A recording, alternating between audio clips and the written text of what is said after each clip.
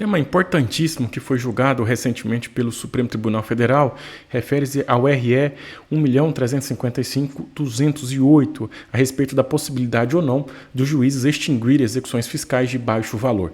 Meu nome é Senivaldo Júnior, sou professor de Direito e aqui nós comentamos diariamente conteúdo acerca do ENAM. Deixe seu joinha, deixe seu comentário e compartilhe para aqueles seus colegas e amigos que irão prestar o Exame Nacional da Magistratura.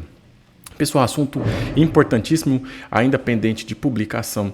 O acórdão refere-se à possibilidade do Poder Judiciário ou do magistrado extinguir ações de execução fiscal que tenham baixo valor. Existia uma celeuma muito grande, né, se haveria interesse processual ou não. Vamos ao caso concreto e depois a gente explica os fundamentos. O município de Vitória iniciou uma execução fiscal contra o Bistrô da Praia, uma pequena empresa de alimentação, para a cobrança de R$500 referente ao ISQN, o Imposto sobre Serviço de Qualquer Natureza. Existe uma legislação municipal que dispensa o ajuizamento de execução fiscal em valores abaixo de meio salário mínimo. Questiona-se então a sua eficácia e eficiência, considerando os custos processuais e a carga sobre o judiciário. Pessoal, e aí, o que o juiz deve fazer?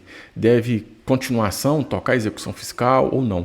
Por muito tempo ficou essa celeuma, se o magistrado poderia, verificando o valor da causa, falar assim, olha, não tem interesse processual, a causa é pequena, estou extinguindo porque o custo do processo vai ser muito maior do que a cobrança que se pretende. Entretanto, muitos tribunais, inclusive o Superior Tribunal de Justiça, entendia que não, que o Poder Judiciário não pode se imiscuir na competência de outro ente, que caberia ao ente entender se poderia ou não entrar com ação de cobrança. Então estava dividido, o caso chegou ao Supremo Tribunal Federal e o Supremo Tribunal Federal fixou alguns parâmetros. Veja-se que, no nosso caso, pergunta se a execução fiscal deve ser mantida, considerando o valor em disputa e os custos processuais envolvidos, e se existem outras alternativas para a cobrança dessa dívida que poderiam fazer. Pessoal, na sessão do dia 20 de fevereiro de 2024, o ministro Barroso, presidente do Conselho Nacional de Justiça, disse que nós temos um gargalo muito grande a respeito das execuções fiscais que atravancam o andamento dos processos e execuções fiscais de baixo valor, que não encontram-se bens dos devedores, e chegou-se até mesmo a informar que apenas 2% desses processos têm alguma solução satisfatória. O custo da movimentação de um processo de execução fiscal é muito superior ao próprio valor de que você busca recuperar. Nesse caso de R$500, nós temos a citação, nós temos eventual defesa do réu, temos movimentação do magistrado, pode ter exceção de pré-executividade, consultas aos sistemas Sisbajude, Renajude, o Sniper e dentre outros. Então, a movimentação, o custo de movimentação é muito maior. Entretanto, cabe ao poder público, a União, Estados, municípios, fiscal um valor mínimo, que seria o piso, para iniciar as execuções fiscais que guarde relação com o custo de movimentação desses processos. Aqui o Supremo Tribunal Federal entendeu que caberia a cada ente federado a sua política, porque, por exemplo, a União, nós sabemos que é R$20 mil, mas tem estados que têm menor arrecadação, municípios pequenos, imagina um município pequeno colocar R$20 mil, praticamente não vai ter execução fiscal, visto que trata-se apenas de ISS e IPTU.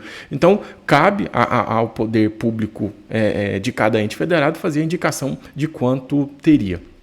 E quais são os princípios que embasaram, pelo menos, o teor do julgamento que se deu para entender da sessão que assisti no YouTube? Seria o princípio da eficácia administrativa, temos alternativa de cobrança, ou seja, o poder público pode fazer protesto e pode fazer outros meios de cobrança, e também o princípio da razoabilidade e proporcionalidade, que seria afeto ao poder judiciário. Então, fixou-se algumas teses importantes, que nós resumimos que é legítima a extinção da execução fiscal de baixo valor pela ausência de interesse de agir, tendo em vista o princípio constitucional da eficiência administrativa, e agora, a partir desse julgado, ainda vamos estar dependente do julgamento de embargo de declaração, vamos entender se esse julgado vai ter modulação de efeitos ou não, mas para o ajuizamento de execução fiscal precisa-se primeiro a tentativa de conciliação ou adoção de alguma solução administrativa, o protesto do título salvo motivo de ineficiência, que deve ser comprovado, e o trâmite das ações de execução fiscal não impede os entes que peçam a suspensão do processo para a adoção das medidas desjudicializadoras previstas no item da tese fixada. Então, muito importante esse julgado, o RE 1.355.208, julgado, terminou o julgamento dele no dia 19 de dezembro de 2023. Bons estudos a todos.